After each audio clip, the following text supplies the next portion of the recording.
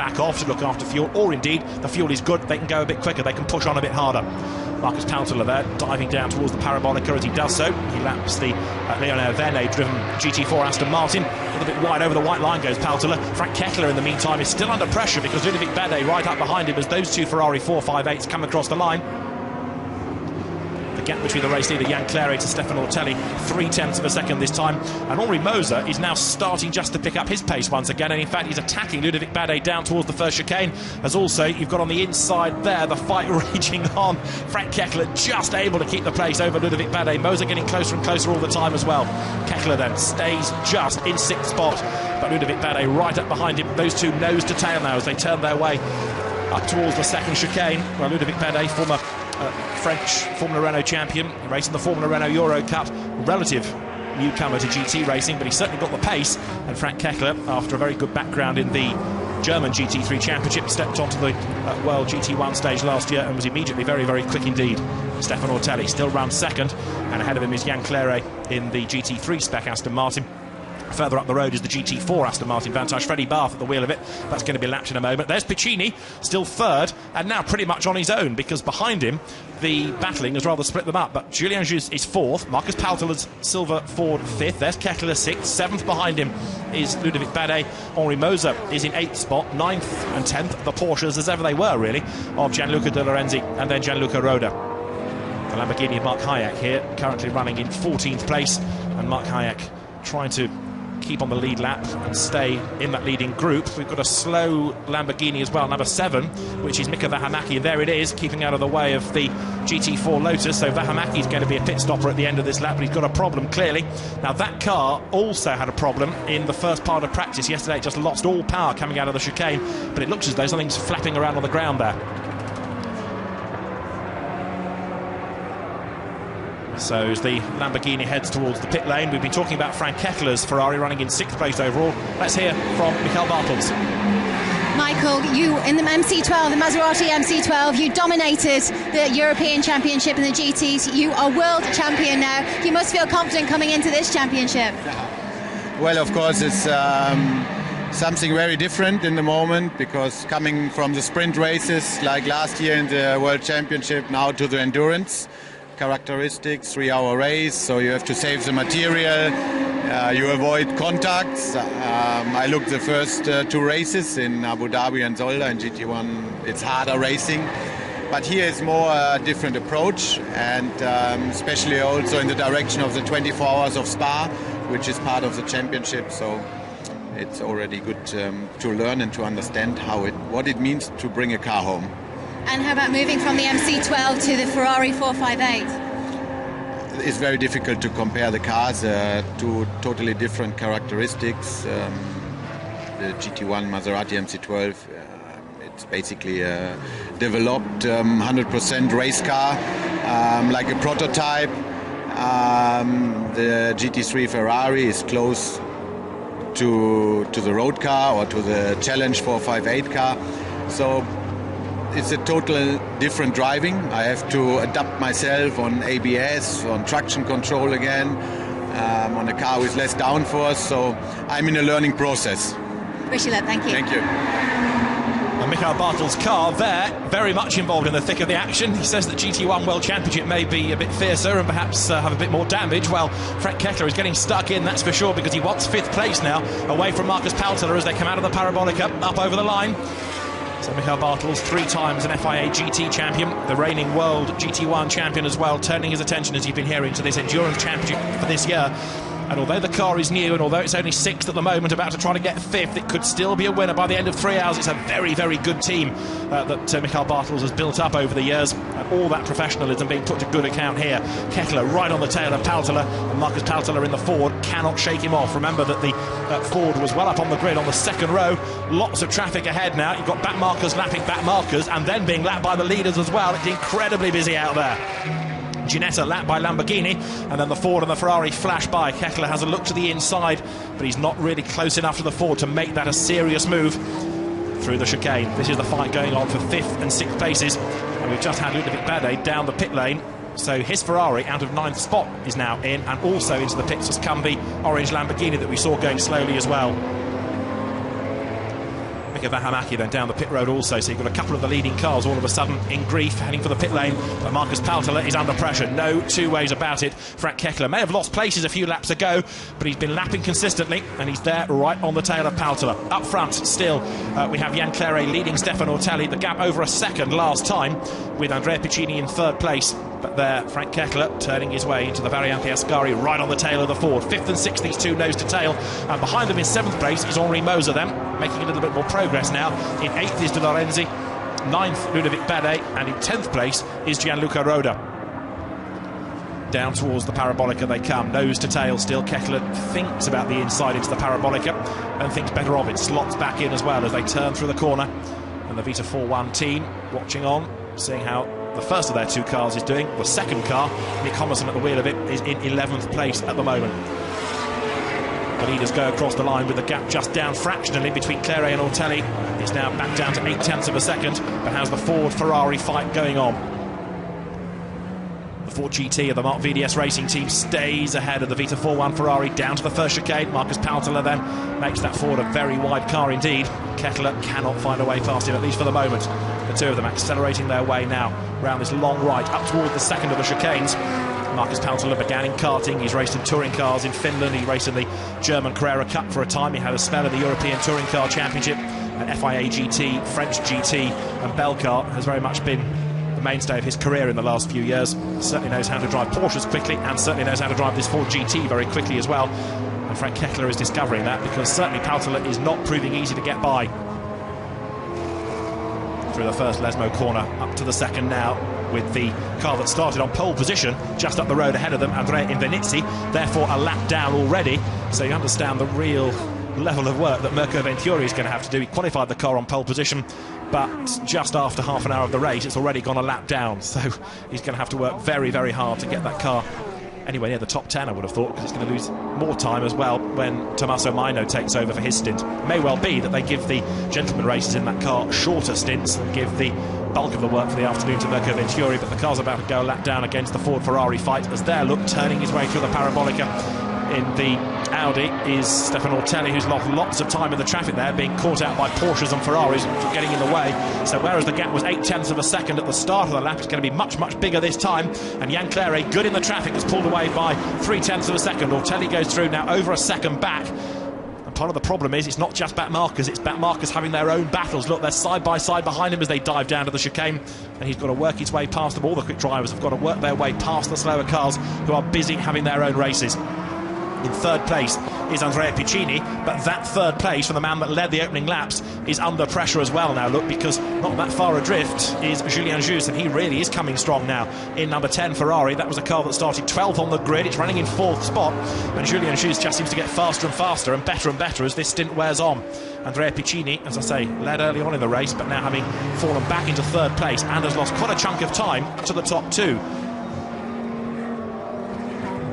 He's 6.5 seconds adrift of his teammate. In total, he's getting on for 7.6 seconds away from the race lead. Piccini third, there fourth is Julien Jus in this car that he shares with Patrice Guillard and Jérôme Policon, whose team it is, and two very experienced and very quick drivers joining Julien Jus in that car. So running in the Pro Cup, it's another potential winner. There are so many, it's a long, long list of potential winners of this race, and we still haven't got anything like a pattern emerging yet.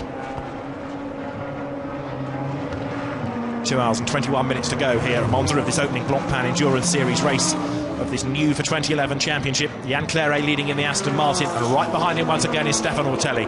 Third is Andrea Piccini for Audi, Julien Jus fourth, and this the fight for fifth. Marcus Pautala having shaken off the Ferrari 458 Italia of Frank Kekler.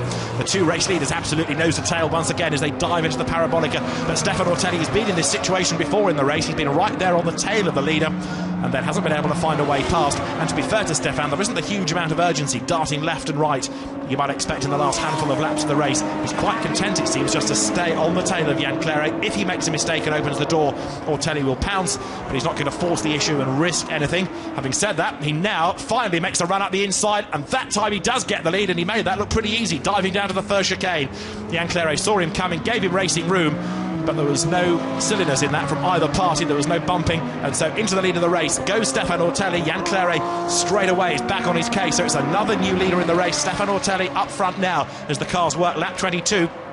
Jan Claret behind him. Now is he going to force the issue and try and get the lead back?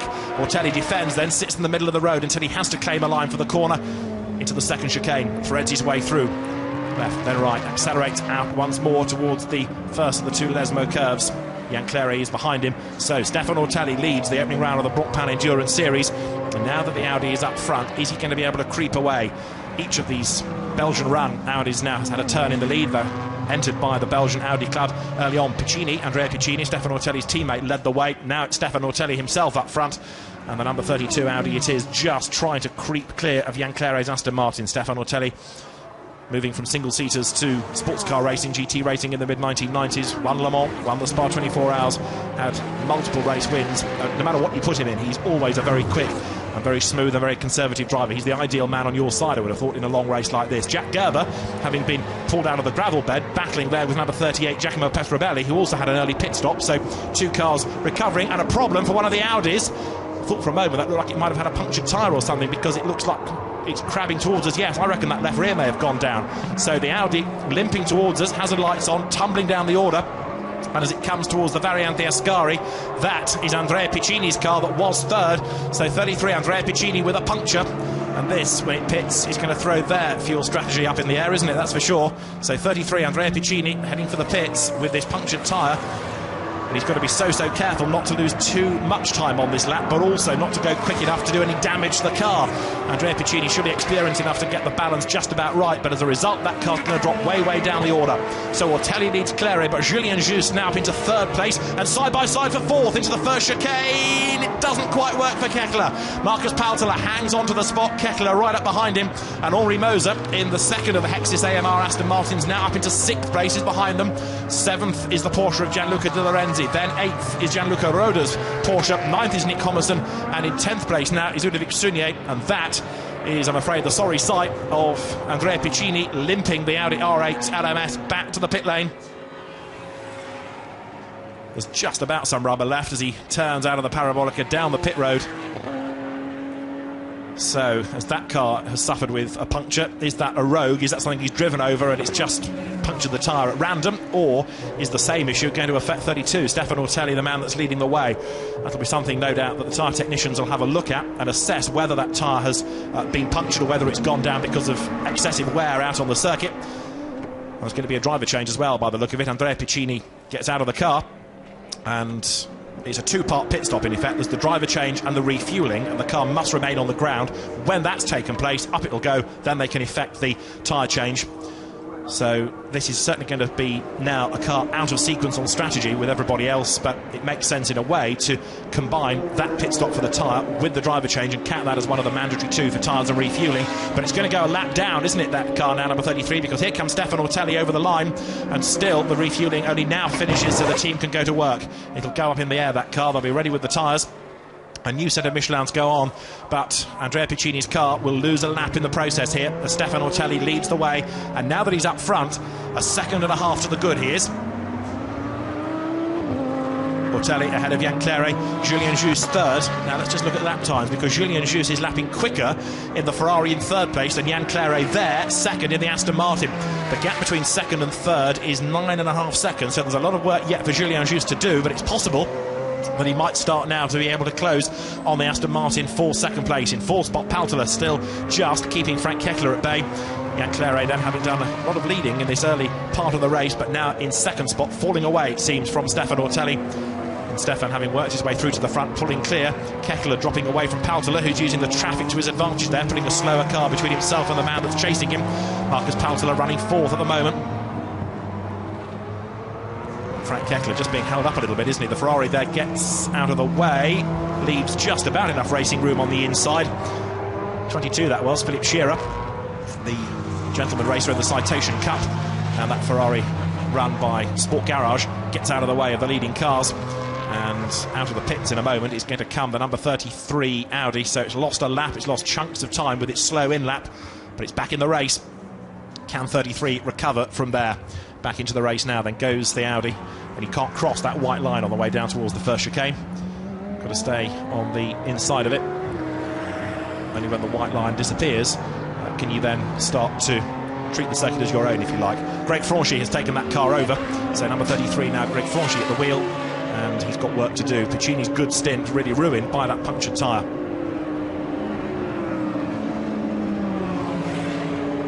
One Audi in trouble, one Audi in the lead then, and Stefano Ortelli leads the way, but Andrea Piccini very disappointed indeed with that punctured tyre. He's in the pit lane. Let's hear from him with Haley. Andrea, can you tell us the cause of the puncture? Was it yourself on the track, or was it a collision with another car? No, it was just me on the track. Suddenly the left rear tire was gone after the second chicane. So I started feeling that the car was more and more difficult to drive. Maybe the puncture was coming, so the tire was going down, and then suddenly it went. And it's a shame because we were doing quite well, and obviously it happened in the beginning of the lap, so I had to do a full lap to come in quite slowly, not to damage the rest of the car, so we'll see. You've been on the pace in the Audi R8 though, so do you feel that you can pick up on that time that you've lost? It's going to be quite difficult to pick up on the leaders because we lost a lot of time. We will try to recover as much as possible, but I think the race is more or less finished for the podium. Thank you. You're welcome. So a frustrated Andrea Piccini walks away, and he's absolutely right, because they've lost a lap as a result of the slow in-lap and the time taken within that pit stop.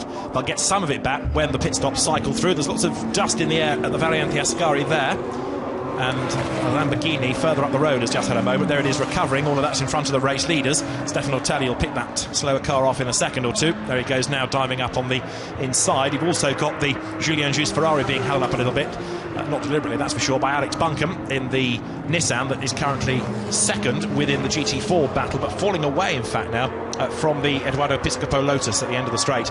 So Ortelli leading the way, one Audi in strife, the other one in the lead, and Piccini's car, Greg Franchi at the wheel, is now a lap back down in 18th place. Over the line comes Stefano Ortelli, and behind him Yann Claret, 2 seconds adrift now. Now what about Claret and Julien Juste? That was the other battle that was starting to develop, and Julien Juste will come across the line in a moment, and as he does so, does a lap in fact that's actually slower than the two ahead of him. So that was traffic, wasn't it? We saw him being caught out by the Nissan going through the Variante Ascari, the net result of which is that Julien Juste also loses time. The Lamborghini that we saw recovering after its gravelly moment was the car driven by Gabriel Abogel. It's still in the race, of course, but lost a lot of time by having that moment. It's also made the circuit just a little bit slippery, dragging gravel onto the road. So we're not far away from the end of the first hour of the race. Whoops, that's Stefano Ortelli making a very, very rare error. Just went a little bit too deep into the second of the chicanes. Managed to get away with all of that, but put it in your diary. Ortelli makes a mistake. It doesn't happen very often. Saw the Ferrari coming into the pit lane a moment ago, number 22, Philippe Scheerer's car that was being lapped out on track when we last saw it. Now it's pitted relatively early before the end of the first hour. So we've done 25 laps. How far can they go on a tank of fuel? How far can they go within an hour? That's what they really want to try and break the race into, these 3 stints with the 2 mandatory pit stops. Stefano Ortelli, 2 seconds clear of Yann Claret. Audi leads Aston Martin, and a big, big gap between them and the best of the Ferrari 458 in 3rd place in the hands of Julien Juste. There's Ortelli threading his way out of the chicane, rides the curb. Race director not hugely keen on people clobbering the curbs. He reckons that the drivers only need the black bit between the white lines, but some of the pro drivers are always going to try and make the lap as short as they possibly can, and Stefano Ortelli, with a good, rugged, durable Audi underneath him, able to use the curve to his advantage at the moment. Jérôme Policon's Ferrari going well in 3rd spot, the car that Julien Juste is driving. Let's hear from Jérôme. He's in the pit lane now with Haley Coxon.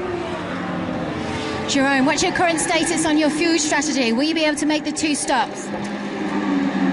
Main problem with the Ferrari, we have refuel one more time than the other. So on the first car, we try to stop very early to make sure that we'll finish the race with 2 mandatory stops. And with the second car, we take a gamble, and maybe there will be a safety car by the end, and so we carry on until we have no fuel. Thank you. Fascinating, isn't it, to hear the different way they're going to approach this with 2 cars, one almost being the sacrificial lamb, just run it till it goes dry.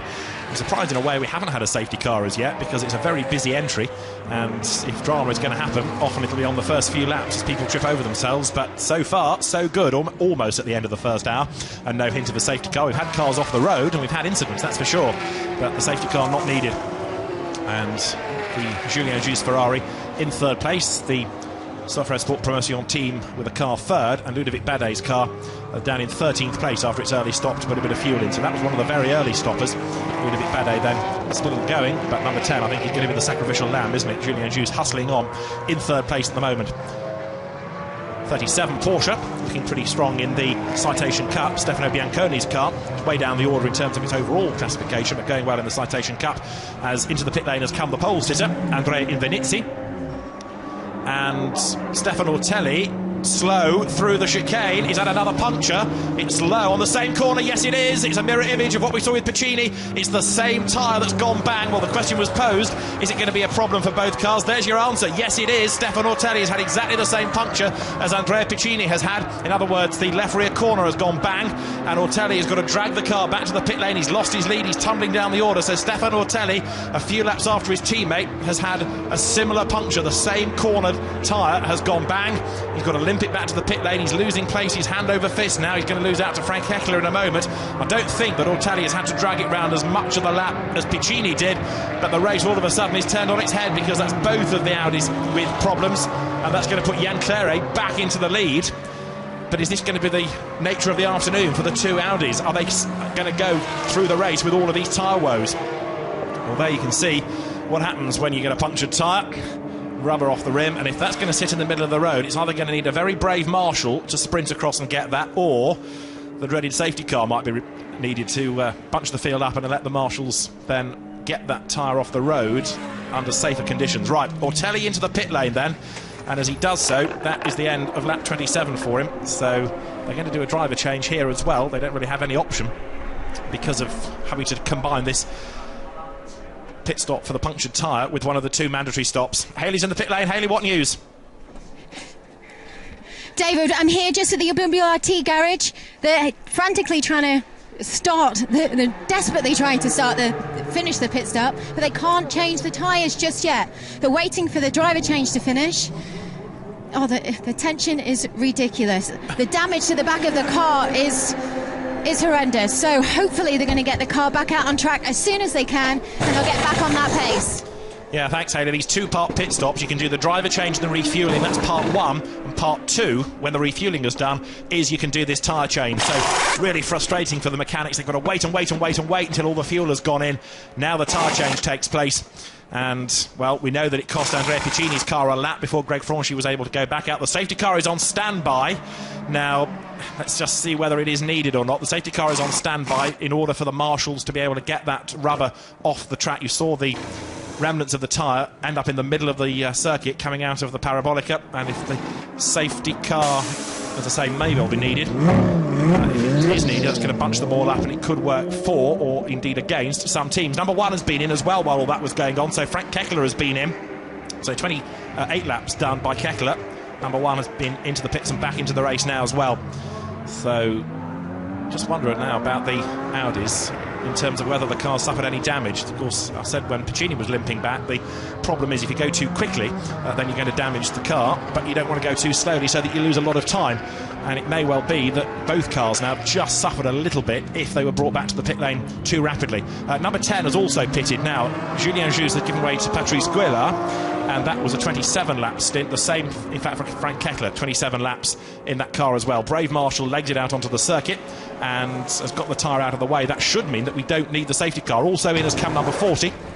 So they're doing round about 27, 28 laps here on a tank of fuel. And number 40 was in third place, so 28 laps done. Let's just catch up on who's pitted, because, as I say, Julien Jousse has given away now to Patrice Guélard.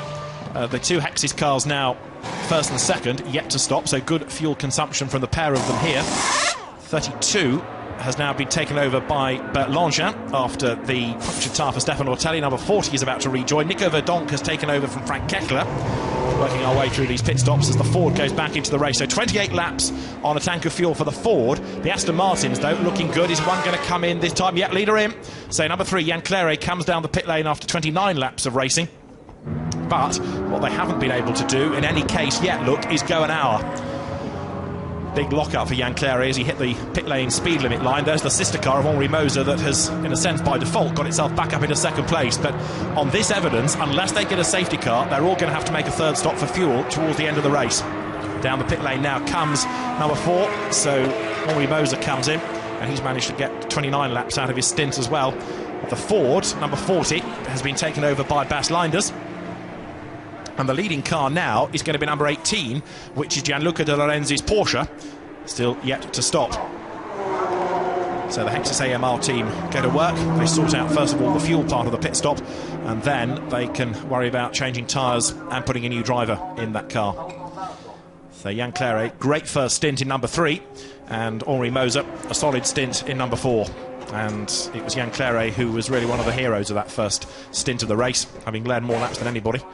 And the driver change is just about done. The refueling is certainly completed. Here come the new tyres, the new set of Michelins to go on that car. Now there is currently the best of the pit stoppers, Bas Leinders, but we need to say where the Ford is on track in relation to the Aston Martins when they blend back in. I would imagine that Jan Claret is going to be able to stay ahead of the Ford. He should stay ahead of the Ford, but it may be that Bas Leinders comes through ahead of the number 4 Aston Martin, because there, back into the race goes number 3. It was the leader. Round of applause from the Hexis guys, because they've turned the car around in a very swift stop indeed. All a bit new, in a strange sense, is an endurance race for the Hexis team, because all of the GT racing they've done have been the 1 hour races in GT3 or the GT1 World Championship. A 3 hour race is something a bit new, so a step into endurance racing for them, and so far so good. Ferrari now goes through there, you can see, which is the 458 Italia to grab the lead. Number 20 Ludovic Badet, who was an early stopper. Back into the race goes the number 3 Aston Martin now, Jan Claret having done the first stint in the car, and Henri Moser's Aston is just about to have its pit stop finished, ready to go, lights on, ignition fired up. Back into the race goes number 4. So the pit stop cycle continues. There in car number 20, Ludovic Badet. He is the race leader now, having made a very early pit stop, as Jerome Policon was explaining. Stopped early, put fuel in the car, so it's out of sequence on strategy with everybody else, but it's the leading car for the moment.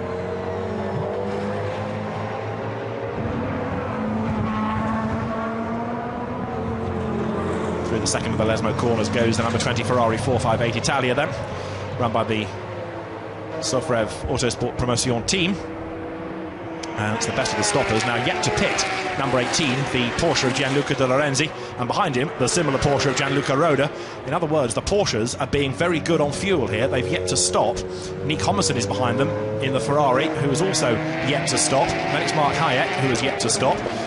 But the number 20 Ferrari, the first of the pit stoppers, having gone very, very well so far. Now the Porsches are going to try and get to the end of the hour here. Their pace has not been as good as the cars they were chasing, hence of course they were falling away. The net result of that is they're better on fuel, so they might be able to go on one fewer pit stop, which is going to pan out at the end. They may not be as quick, but if they can save themselves a pit stop, they're going to be in the box seat come the end of 3 hours, aren't they?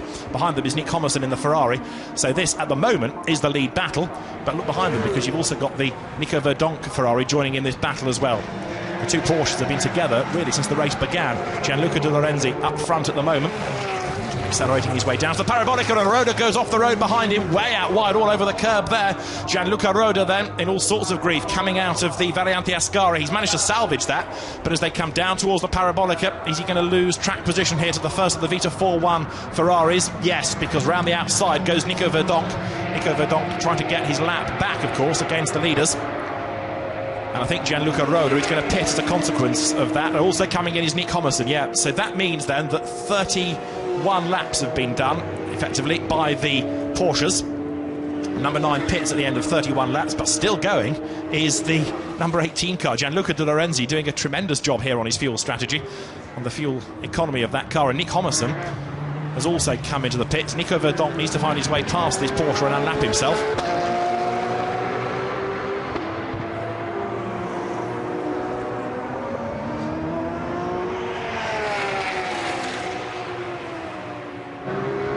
There's 38, the Giacomo Petrobelli Ferrari that pitted early on in the race. And he's battling at the moment with the Petri Squelar Ferrari, another of the 458. Squelar, who drives the second of the Autosport Promotion cars, the Sofrev cars. And the blue flag being waved to the back markers as they head now towards the chicane.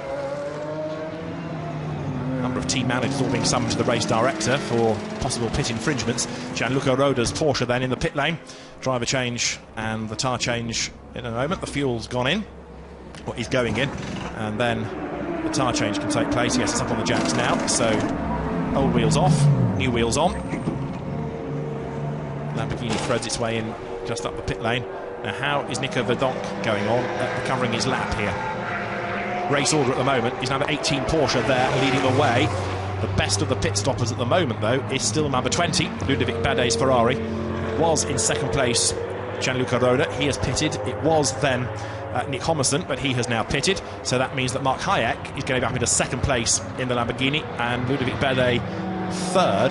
So he's going to be ahead of number 3, which is now Pierre-Brice Mena. So we've had a change there on the pit stops as number 9 blasts back into the race. So yeah, Pierre-Brice Mena has taken over number 3 but has fallen back on the pit stops behind Ludovic Badet. The leader is in, and that's 32 laps for number 18 on a tank of fuel, which is very good indeed. And that's got him just the other side of the hour mark, which is excellent. That's just what the teams need to do to get to the end on 2 fuel stops. And to be fair, it's not just the 458 Ferraris that are looking a bit marginal on fuel now, is it? But the Porsche certainly has proved it's capable there of going a long, long way. We don't yet have confirmation of who took over number 4. Henri Moser still being shown as the driver of that car, but that, I suspect, may not be the case anymore, as back into the race has gone the number 9 Porsche. Accelerating now down towards the second chicane, and it's Raffaele Giammaria who has taken over there. And there is 32, which is Bert Langin in 11th place after the earlier pit stop with a puncture, and it's lost a lap, of course, as a result of that. The sister car is down in 15th place. So at the end of the next lap, I think we'll have had just about everybody cycle their way through the first round of pit stops. No, with the exception of the Lamborghini of Mark Hayek, which is still staying out there and proving to be very, very good indeed on fuel, because it's now on its 33rd lap of the race. There's the car that inherited the lead for a few laps, Gianluca De Lorenzi, whose team operate this car. Driver change done, and so now old tyres off, fuel also has gone in, just the new set of boots, then they can wave that car back into the race.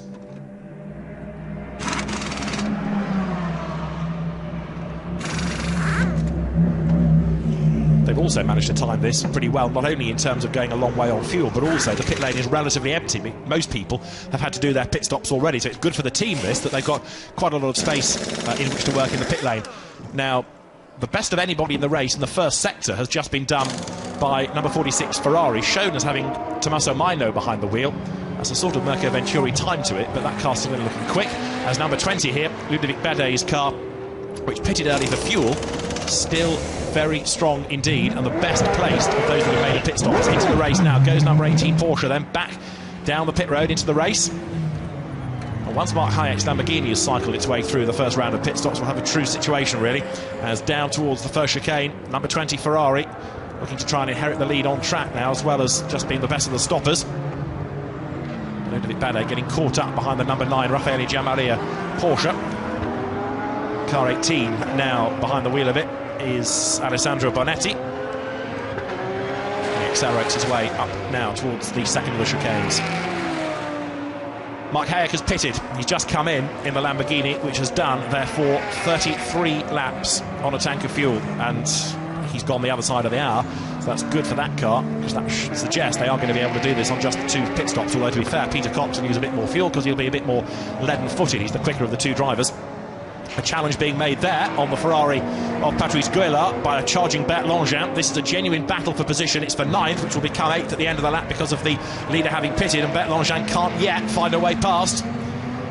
Patrice Guélard hanging onto the place just for the moment. There is 24, and Mark Hayek will be strapping into that car, Peter Cox. It's going to be well worth watching now, isn't it, with the Dutchman behind the wheel. Peter, hugely experienced driver, very, very quick indeed. Thumbs up from Mark. Good first stint that, keeping out of trouble, maintaining a good pace, good rhythm. Peter Cox now behind the wheel. So Ludovic Badet leads the way in number 20, and this is the car that he shares in the Pro-Am Cup. So Ludovic Badet down towards the second chicane.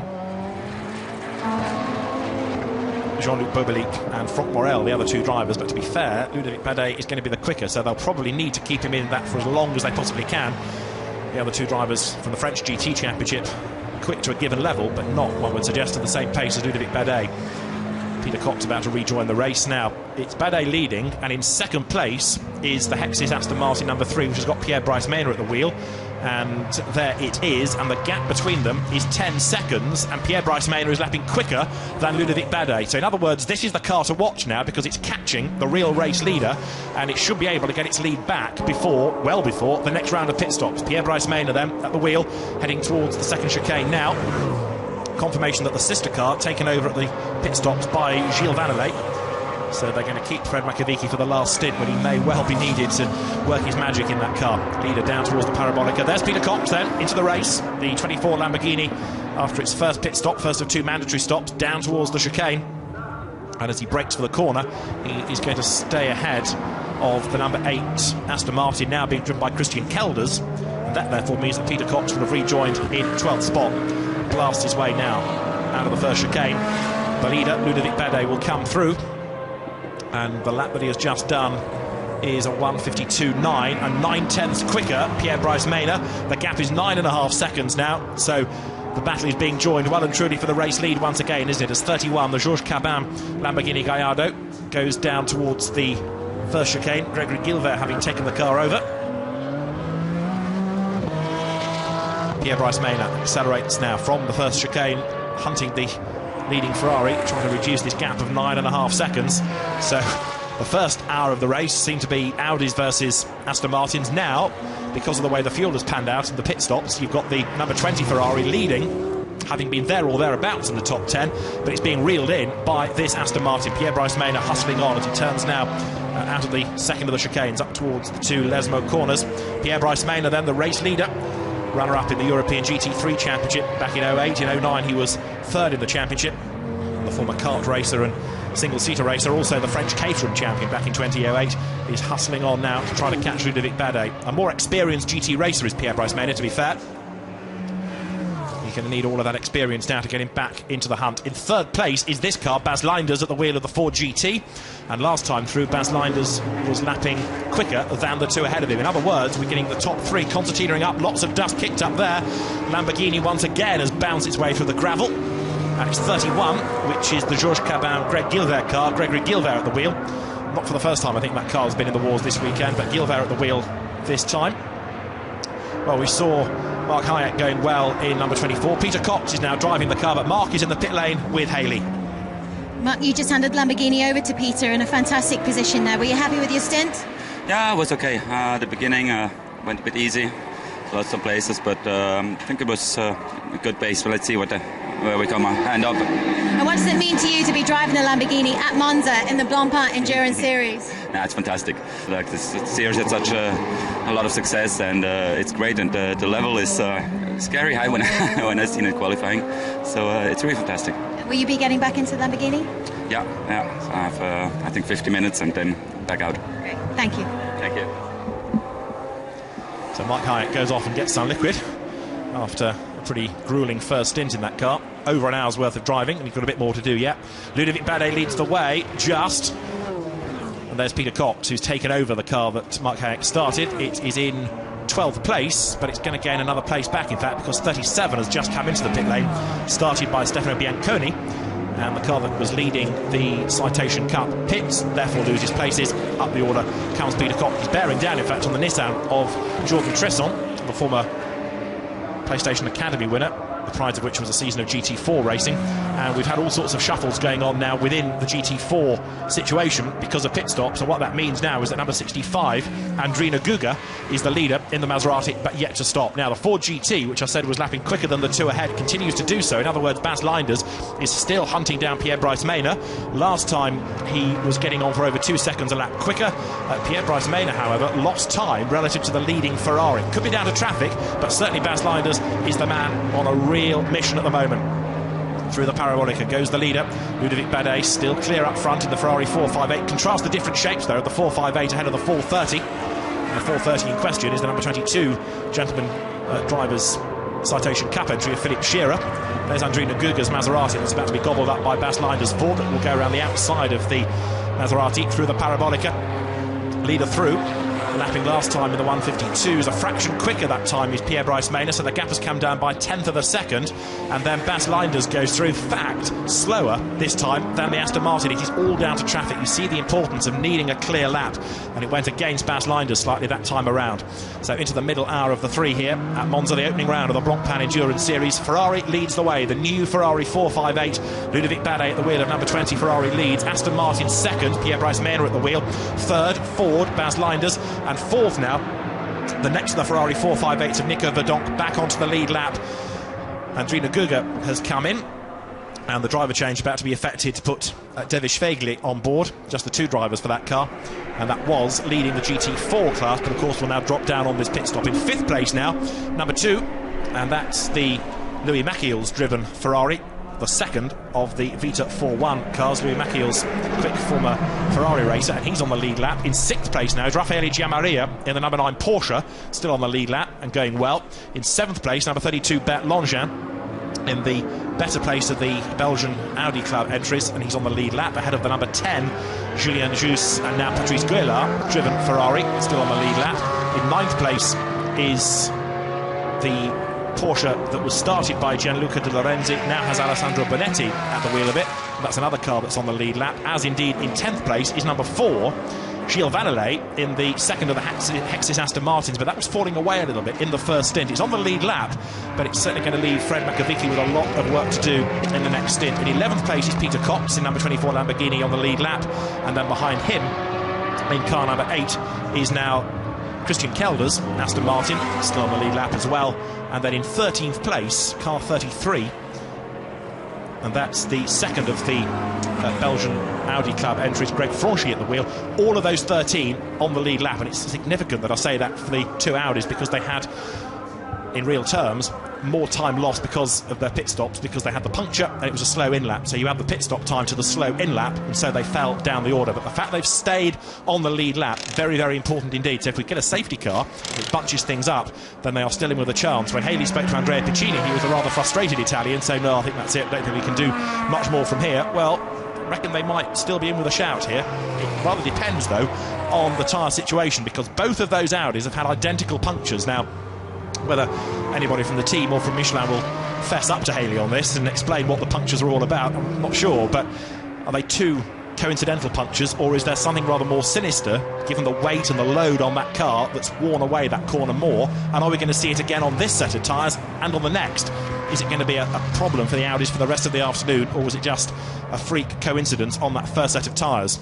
That's another question to try and resolve before the end of the race. In the pit lane is the car that was leading, number 20 Ludovic Badet. Remember, it's out of sequence on its pit stops. The Ferrari 458 team's not thinking they can do this on just the 2 stops, so what they've done is pit that early and put more fuel in the car.